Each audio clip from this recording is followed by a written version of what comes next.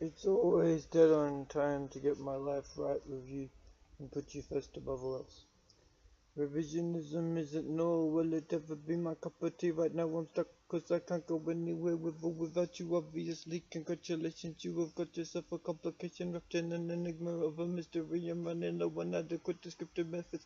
Let me view the world with eyes of innocence again. Let me not perish without being comforted by the knowledge that I have made a concerted effort to support everything you stand for and oppose every single thing you chose to come against. I am way kinder towards those I'm crushing on the nose, who I have decided there is no hope of me getting anywhere with. Ironic, isn't it? Do my double standards display my hypocrisy? Must I always be in battle mode, Lord? I know you give your beloved sleep. That's when you take over the warfare for me. Not that you don't assist my conscious mind as well as my subconscious one, but it's only in my dreams that you have the potential to have complete control over me in these waking moments. I choose carefully what I fill my mind with, which determines the direction my dreams go in when I close my eyes and shut them tight at night. Despite my dalliance with the darkness, I know you haven't completely written me off yet. You have put too much light in me to be defeated so easily. It's not my that makes right anyway, when all that is required of me is a mere maker measly mustard seed of faith to tell this mountain go touch yourself up into the ocean blue, and in your holy name it will become true. I need to find more forms of entertainment. I need to be more careful when I'm passive. In relaxed mode, my mind goes wandering too easily. See, I am at the edge of reason, at the end of myself right now. That was right where you found me, freed me from the chains that bound me to my past debacle like ants. To my past debacle like acts. You helped me escape the threat of the annihilation of my soul. Why don't I feel your anger more than the rage of an obvious non-customer when I knock too loudly on their door? All things make sense in context except for nonsense rhymes. You said to let your yes be yes, and you know likewise. You know a far less refined document could have worked just as easily if only they possessed the knowledge of the cheap shots taken by my heroes, wallowing in the mindset of feeling like a zero, drinking misery like such sweet syrup. Why was I always more attracted to sad songs than happy ones? Why did a so-called godly boy find anything attractive in the devil's music? For the record, I'm not talking about races or genres, 'cause God loves every style of tuneskis, but the lyrical and sonic content is what dictates whether what we make is a servant of the fire-breathing dragon or the Lord of the Saints. The King of Angels, Jesus is his name, watching over us in every moment, keeping us glued as a cohesive functional unit without losing the uniqueness he has given us. How did we let life get so complicated that we did anything but put you above all those other lists of things we had to do? The long scroll of people we had to serve.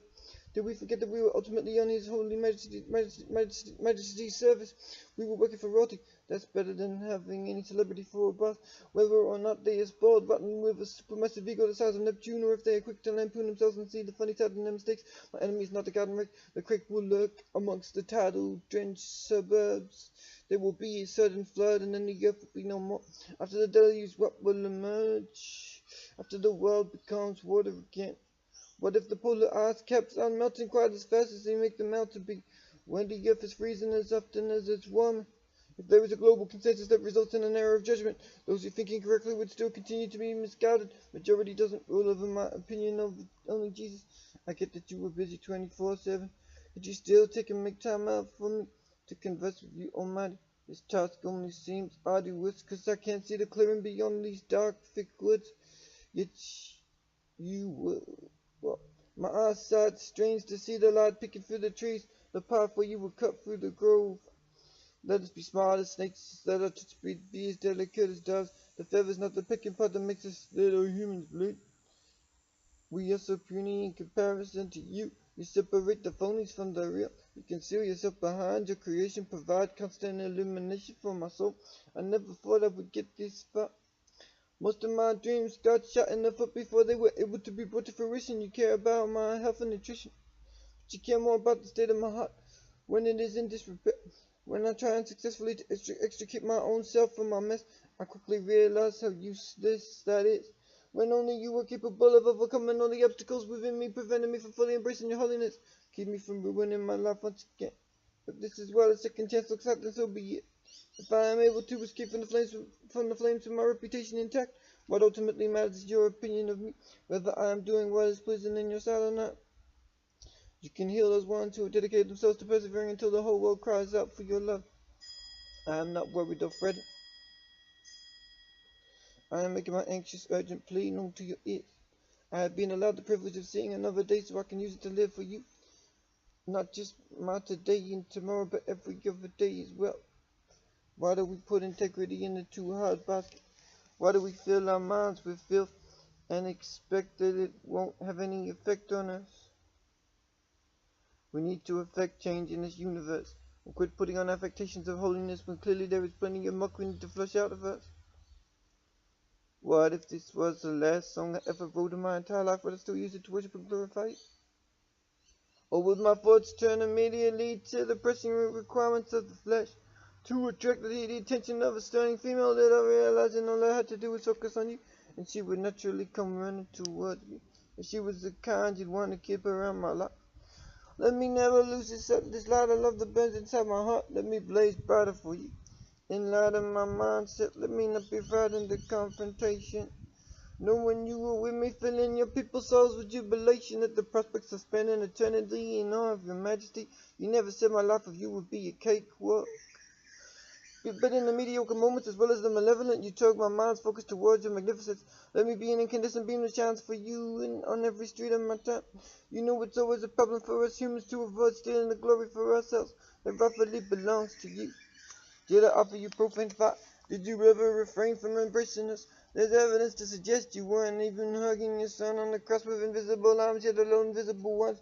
Without my folks, I'd probably stop. I'd probably stop.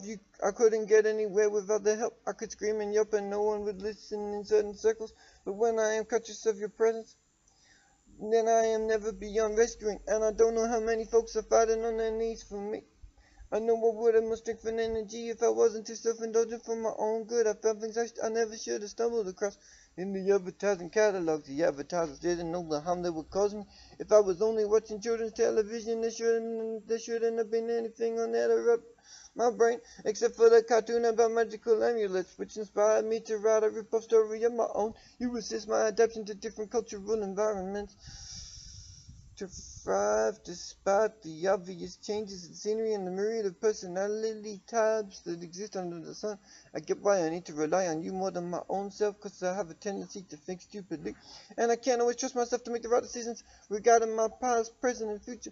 What I share and what I declare, who I talk to, and what I walk through. Those muddy fields full of holes I didn't expect to come across, just like a hermit crab in a rock pool, pitching away at my toe.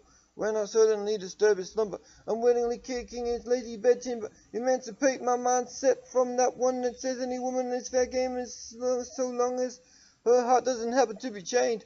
Kill that lie in me that says any woman is right for me, cause compatibility doesn't work that way. We have to be prepared to deal with our fair share of combative types who serve as a challenge for our hearts to claim. They make themselves more interesting the more they put up a fight and slide our efforts. I know there are plenty of people who have wanted to give me a black eye just because I'm prepared to stand up for the truth, and I can't stand the hypocrisy of those who speak blatant heresy and still call themselves lovers of Jesus. Forgive me for my own blasphemy, if ever these heathen pagan thoughts that occasionally pop into my head or something I agree with. Let me walk in the opposite spirit. Let me know the limits of my strength and the presence of my weakness. Let me call upon your power to deliver me when I find myself slipping yet again. You make my future sweeter than lollipops. You never stop showering me with blessings and love, helping me each step of the way. I feel for these modern kids. I feel like their pain is quadrupled compared to the jackets we dealt with. I felt like the world was coming crashing down on me. I should have tried an extra carefully. I wasn't that sensitive soul I needed to be. I don't know how my homies maintain their meekness, cause often it feels so far from me. Still, thanks to you, it can become part of my personality. I will be more than a joke and a hypocrite. You will find a use for me yet. Could this be the beginning of a brand new life? Who am I to dictate the terms of our relationship? See, when I'm saying I will only love you if you do the things I want you to do and tell me exactly what I want to hear and nothing more. Forbidding you from speaking the truth to me, attempting to stitch your lips up when you speak correction over me, attempting to reconstruct my identity. as one who follows in you and pleases you, gently whispering there is a better way. Untying that knot in my stomach, I get when I feel I am in the tunnel with a train coming ever closer to my approach. Please don't say my time on earth is up just yet. I know you have a purpose for this crazy little life of mine. It's funny how I used to argue over the meaning of words with my friends. How I could see the altering of society happening even before the powers that be tried to make it a thing and change our views. Still the only power those head honchos have over us is that which we allow ourselves to give them. Sure, they can boss us around and even kill us, but they will never destroy that essential part of us that ever remains truly us. For our soul is the chicken and this body is the egg. We will leave it in the tomb when we exit from this area. I hate to think that I might have blown my chance to be a faithful witness. Those faces that show up in my dreams I can no longer reach, but still I know you teach them. You say the words to their hearts, they are not able to hear from me, because there are trust issues between us now. I am the face of trouble in the eyes, I am the wolf. Peace out.